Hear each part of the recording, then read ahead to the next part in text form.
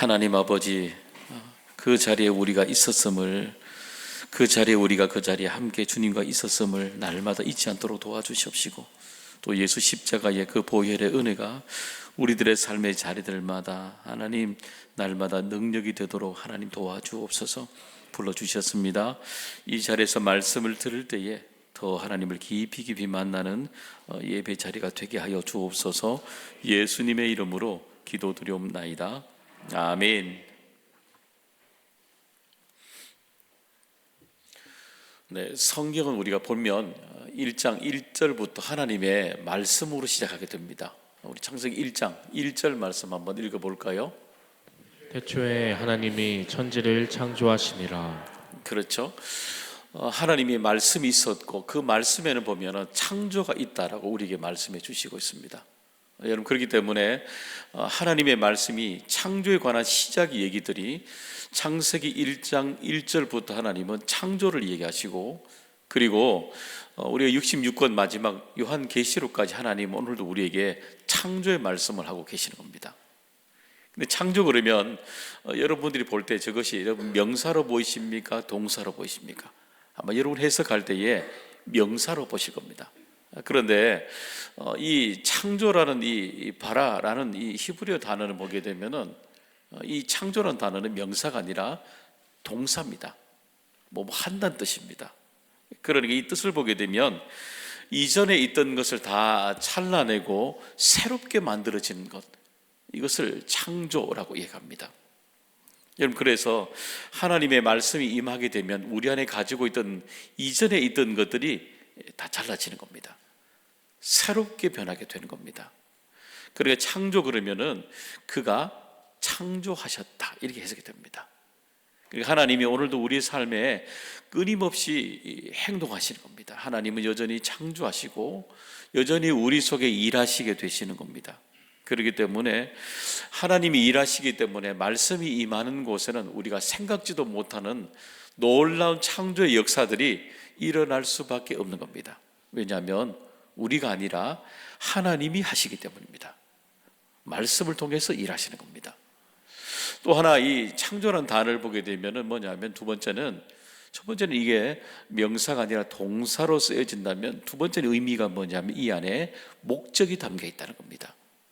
여러분, 그래서 하나님이 말씀하시는 그 말씀의 선포에는 하나님이 이 일을 통해서 드러내시고자 하시는 하나님의 분명한 이 메시지죠. 이 목적이 그 속에 있다는 겁니다. 우리 창세기 1장 27절의 말씀 우리 한번 읽어볼까요? 하나님이 자기 형상 곧 하나님의 형상대로 사람을 창조하시되 남자와 여자를 창조하시고. 네, 여기 보시게 되면 하나님이 남자와 여자를 창조하시고 그러잖아요. 그러니까 하나님이 남자와 여자를 분명히 하나님의 목적에 따라 창조하셨다는 겁니다. 여러분, 그렇기 때문에 하나님을 만난 인생들은 인생이 변할 수밖에 없습니다. 왜냐하면 이전에 내가 가지고 있는 인생의 생각들을 잘라내게 되고 하나님이 우리에게 부어주시는 하나님의 목적을 만나게 됩니다. 내 인생에 하나님이 부어주시는 새로운 인생의 목적을 만나게 됩니다.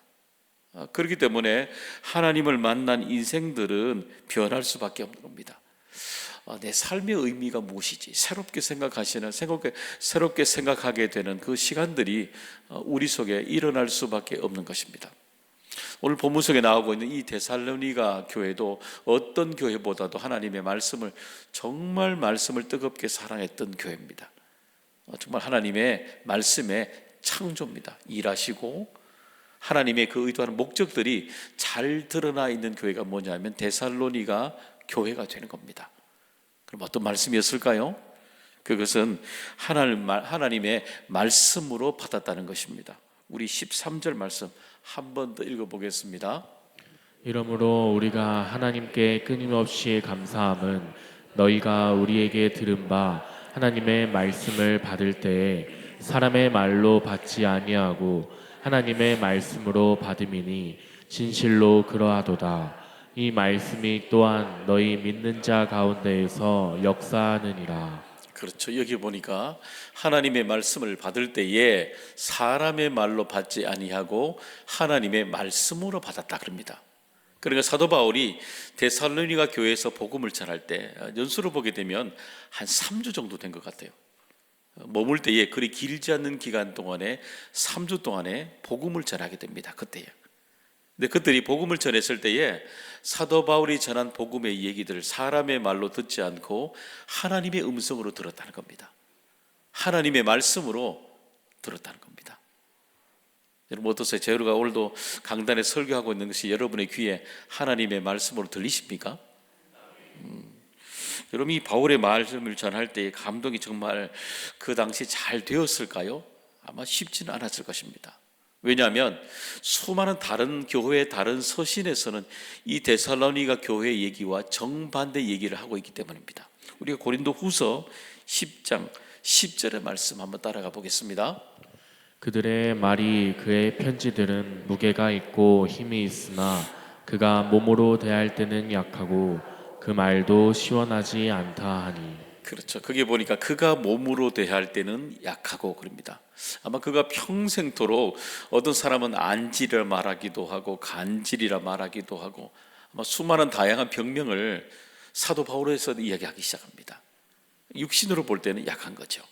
거기 뒷부분에 어떻게 되어 있냐면은 여러분 보시면 그 편지에는 무게가 있으나 힘이 있으나 몸은 그렇지만 그 말이 시원하지 않다 그랬잖아요. 여러분 우리가 로마서부터 사도 바울이 서신을 쭉 여러분 우리 데살로니가 전후서도 그렇죠. 읽어보게 되면은 문장이 굉장히 논리적이고 매끄럽고 분명합니다. 논제가.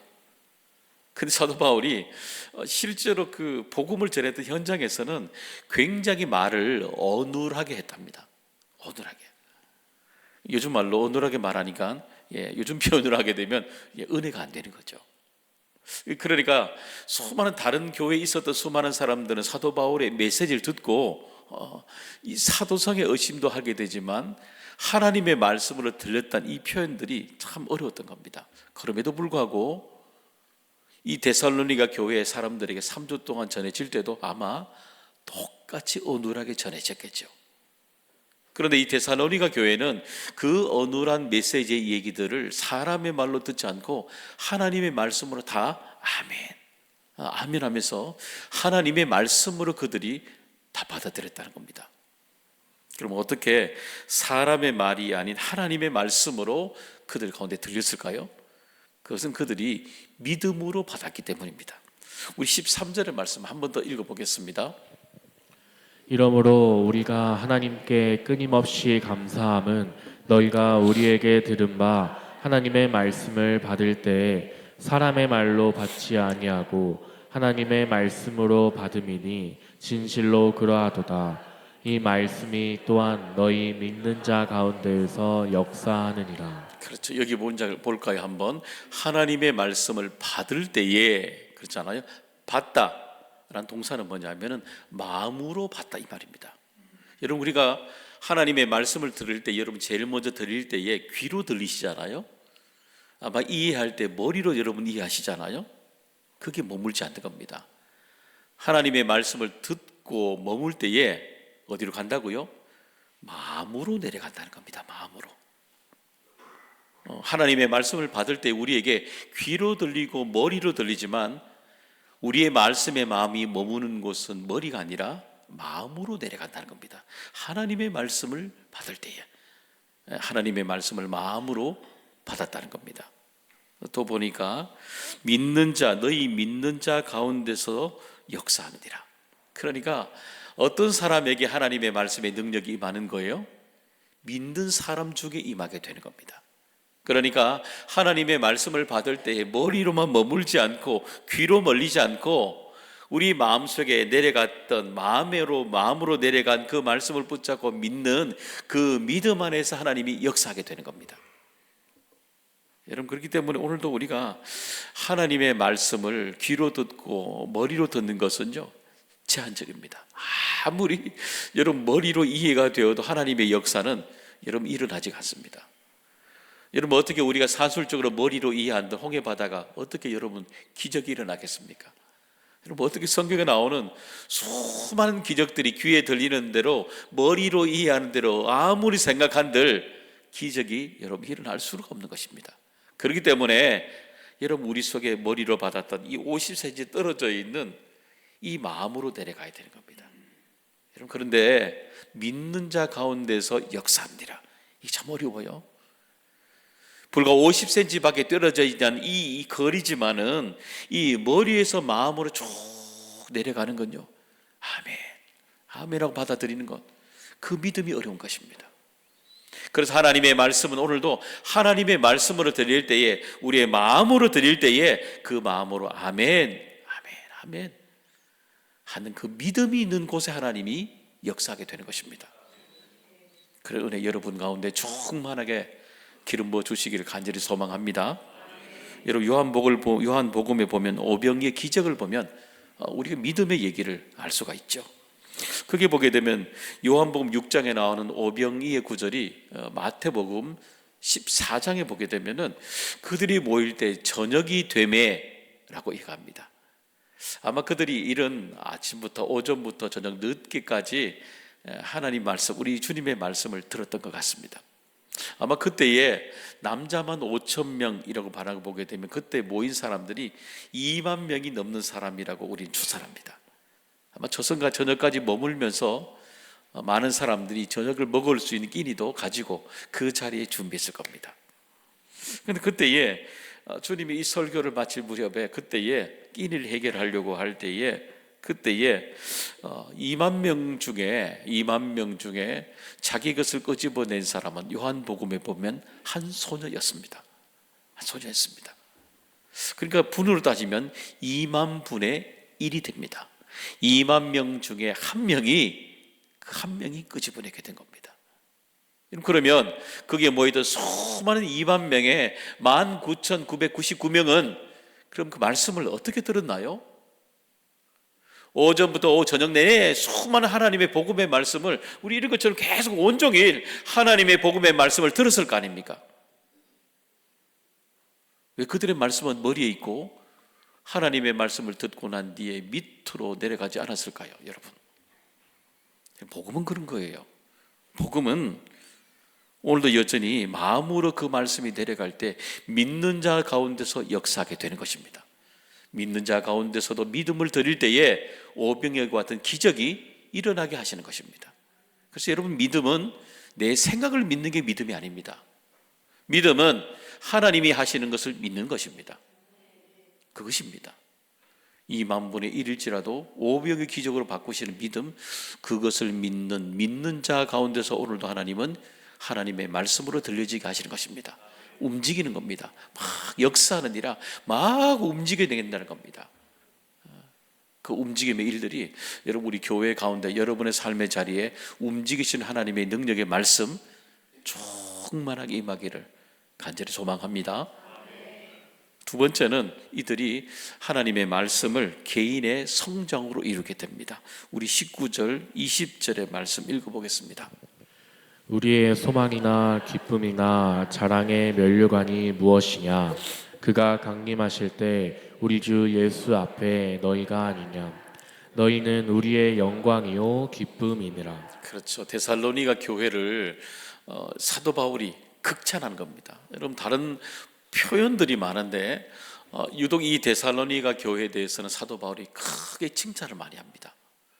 영광이라는 겁니다. 오히려 사도 바울이 큰 도전을 받습니다. 내게 큰 기쁨이다, 이렇게 얘기합니다.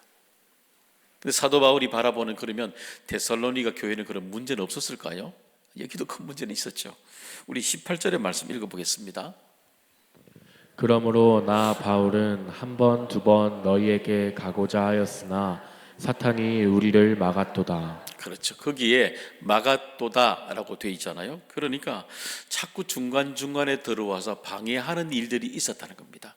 그러니까 데살로니가 교회 안에서 이 사도 바울이 거기를 오지 못하도록 중간에 계속해서 은혜를 막는 사람들의 이야기가 있었다는 겁니다.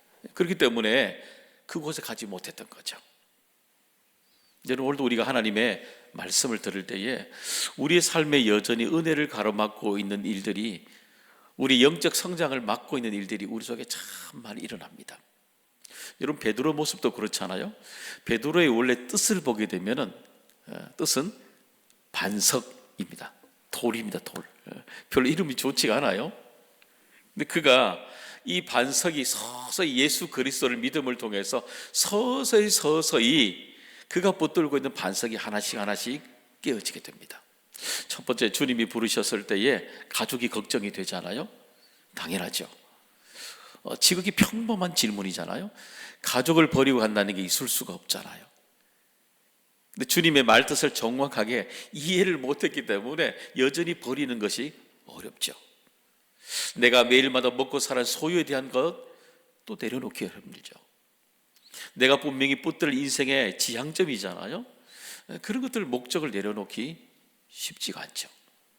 주님을 따라갔어요. 따라갈 때마다 정치적으로 사람들이 다 모여드니까 무언가 내가 어떤 지위를 얻을 것 같은 욕심이 들잖아요.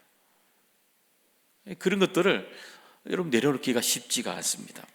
근데 그때마다 이 베드로가 반석입니다.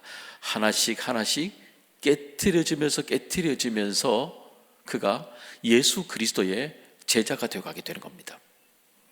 그러면 여전히 우리의 삶에 우리도 반석이잖아요. 주님이 부르셨지만 우리의 삶에 여전히 내가 꼭 붙들고 있는 견고함들이 있잖아요. 내가 정말 말씀을 듣고 들어도 예수 그리스도를 믿어도 여전히 내 안에 깨어지지 않는 반석이 있잖아요. 여전히 우리 안에 견고하게 세워진 것들이 있지 않습니까? 그러면 데살로니가 교회는 어떻게 이 반석과 같은 견고함을 깨뜨렸을까요? 그건 바로 말씀을 통해 그들 안에 있는 견고한 우상을 깨뜨렸기 때문인 것입니다. 계속 깨뜨려 나갔던 거죠. 1장 9절의 말씀 읽어보겠습니다. 그들이 우리에 대하여 스스로 말하기를 우리가 어떻게 너희 가운데에 들어갔는지와 너희가 어떻게 우상을 버리고 하나님께로 돌아와서 살아계시고 참되신 하나님을 섬기는지와. 그렇죠. 여기 보니까 우상을 버리고 그럽니다. 그들이 끊임없이 이 반석 견고한 것을 우상을 깨트리는 방법은 뭐냐면요, 버리는 겁니다. 자꾸 하나님의 말씀을 내 안에 흘러가게 하고 내 안에 붙들고 있는 관심, 우상을 자꾸 흘려보내는 겁니다. 여러분, 새물이 들어오기만 하면 이 구죽물이 자꾸 흘러나가잖아요. 하나님의 말씀을 내 안에 자꾸 흘려보내는 겁니다. 그러면 내 안에 있는, 우리 안에 정말 늘 반복되고 있는 우상이 있잖아요. 우리 말세 우리 안에 가장 큰 우상은 뭐냐면 자기 중심성, 이기주의입니다. 그 이기주의죠. 내 안에 이기주의, 내 안에 이기주의 같은 그 마음, 그 우상들을 자꾸 흘려보냅니다. 한두 번가 되던가요? 안 됩니다. 여러분, 우리 집에서도 쓰레기 봉투 계속 사야 되듯이 내 안에 영적 쓰레기는 계속해서 반복적으로 일어납니다. 우리 안에 영적으로 반복되는 우상은 끊임없이 계속해서 우리 안에 이 영적 우상은 반복이 됩니다. 그럴 때마다 여러분 버리셔야 됩니다. 끊임없이 말씀으로 흐르게 하고 내 안에 흐르고 있는 이 영적 쓰레기들을 반복적으로 버리고 살아가야 되는 겁니다. 여러분, 그래야 우리의 삶의 영적 성장이 일어나게 되는 것입니다. 여러분, 사막은 샘을 품고 있다. 이승우 교수의 책에 보면 소비하는 인간이라는 챕터가 있습니다. 거기 보면 현대인들이 늘 소비하는 것에, 소비성에 살아간다, 이 얘기를 많이 합니다. 사람들은 광고를 보면 막 우리들에게 소비하라고 말하잖아요. 또 우리들이 무언가를 소비하지 않으면, 내가 소유하지 않으면 뭔가 행복하지 않은 것처럼, 만족하지 못한 것처럼 느껴질 때가 많잖아요. 그렇죠? 그러니까 소비가 우리에게 꼭 필요한 영역은 해야 되지만 때로는 내가 지나치게 소비하는 것들이, 그것이 내게 행복을 주고 만족을 주는 것처럼 살아갈 때가 많이 있지 않습니까? 그래서 현대인들이 가지고 있는 이 소비성이 결국에는 집착하게 되는 거죠. 그 저자는 이 소비를 얘기를 하면서 알사탕이라고 얘기합니다. 여러분, 알사탕이 딱 먹었을 때는 기가 막히게 달잖아요. 그 뒤에 보면 오래 먹으면 여러분, 우리 이가 썩게 되는 요인이 바로 이 알사탕 때문에, 당분 때문에 그런 거잖아요. 사랑하는 여러분, 우리가 우상도 그래요. 우상도 우리의 삶에 겉으로 보게 되면 내가 먹었을 때 너무 좋아요. 내게 꼭 필요한 것 같습니다. 꼭 소비해야 될 것 같아요. 소유해야 될 것 같아요. 뒤돌아서게 되면 내 안에 정말 무너져 있는 썩어져 가는 것들, 쓰레기들이 쭉 나오게 되지 않습니까? 사랑하는 여러분, 오늘도 여러분을 무너뜨리고 있는 우상이 무엇입니까? 우상은 반복적으로 일어납니다. 계속해서 우리가 하나님을 믿지만 끊임없이 우리의 삶에 우상은 반복적으로 일어납니다. 버려야 되는 거죠. 내 안에 오늘도 버려야 될 것이 무엇인지, 그것을 버려야만이 오늘도 여전히 하나님의 말씀을 통해 우리 안에 성장한 은혜를 우리에게 주시는 것입니다. 버리고 또 때로는 사와야 되는 것, 그것이 오늘도 우리에게 가지고 있는 우상이 되는 것입니다. 오늘도 여러분에게 있는 이 영적 쓰레기들 버림을 통해서 또 성장을 이루는 은혜 주시기를 간절히 소망합니다. 세 번째는 뭐냐면 그 말씀으로 또한 개인의 성장뿐만 아니라 이 데살로니가 교회는 교회의 성장을 이루는 교회를 이루게 됩니다. 제가 2022년에 그때에 이제 코로나를 거의 마감할 한참 할 때에 그때 전교인 대상으로 제가 설문조사를 했습니다. 여러분 기억하십니까? 전교 설문조사를 했습니다. 예배, 그리고 양육, 다음 세대 선교 봉사 5개 영역에 여러분과 함께 설문조사를 했습니다. 그걸 가지고 얘기했죠. 그리고 그걸 가지고 제가 자료를 만들고 우리 교회 5개년 대안을 세우면서 다음 세대를 세워가는 교회라는 비전을 얘기했습니다. 그리고 그 5년 동안에 이야기하기 시작할 때에 전교인 대상으로 제가 세미나를 했습니다. 당회로부터 안수집사, 권사, 그죠? 또 3040, 7080 의견을 들으면서 또 전교인 세미나도 했습니다.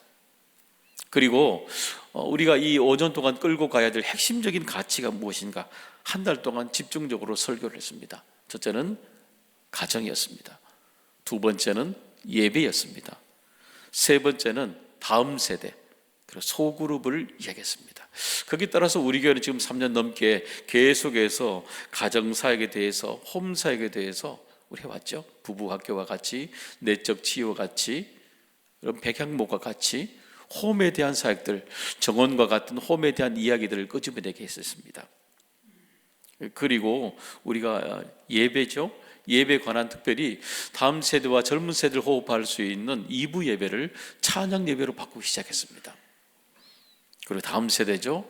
교육부의 리모델링을 통해서 혁신하면서 그 안에 있는 나이대에 맞는 프로그램들을 개발하고 그 속에 부모님들과 함께 나란히 걸어갈 수 있는 이중적인 기동의 커리큘럼을 세웠습니다. 그리고 소그룹이죠.